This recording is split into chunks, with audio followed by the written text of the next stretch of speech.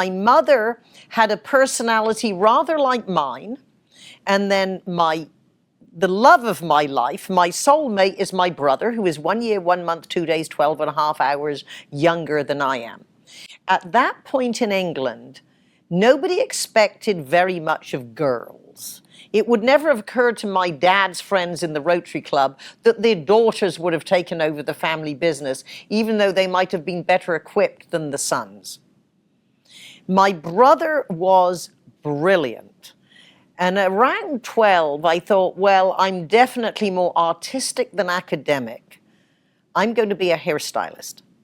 And as it turned out, that was a brilliant move, not only because I had the personality and the interest, it gave me access to relationships with individuals I would never have met socially. I became a good hairstylist because I worked harder than everybody else.